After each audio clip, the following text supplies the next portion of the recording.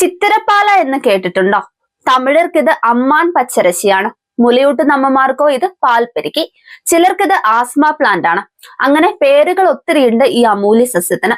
എങ്കിലും കേരളത്തിന്റെ മണ്ണിൽ കാട് എന്ന പേരിൽ വലിച്ചു പറിച്ചു കളയാനുള്ള ഒരു കള മാത്രമാണ് ഇന്നീ സസ്യം.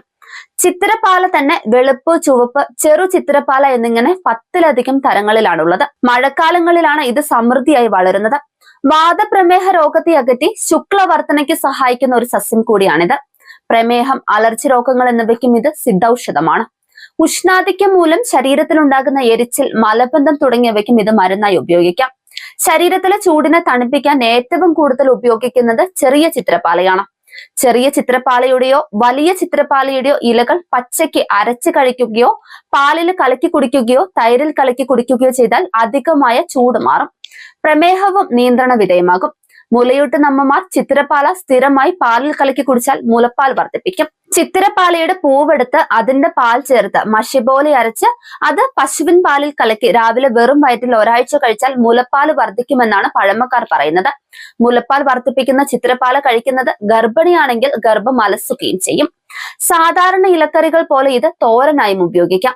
അരിഞ്ഞ് ചെറുതായി ചൂടാക്കിയ ശേഷം അതോടൊപ്പം തേങ്ങയും ചെറിയുള്ളിയും ചേർത്ത് തോരൻ വെച്ചും കഴിക്കാം. നെയ്യും ചെറുപയറും ചേർത്ത് വഴറ്റി ചേർത്ത് തോരൻ വെച്ച് കഴിച്ചാൽ വായ്പുണ്ണ്, ചുണ്ട് കീറുന്നത്, അൾസർ ഫിഷർ എന്നിവയും ശമിക്കും.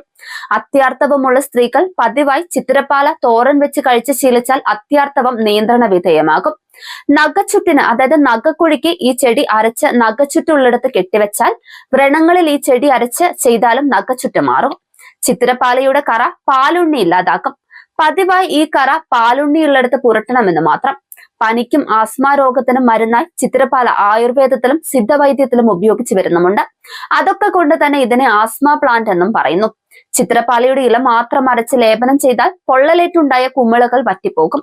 ചിത്തിരപ്പാല സത്തെടുത്തുണ്ടാക്കുന്ന തൈലം ഹൃദ്രോഗത്തിനും ശ്വാസരോഗത്തിലും അതീവ ഫലപ്രദമാണ്.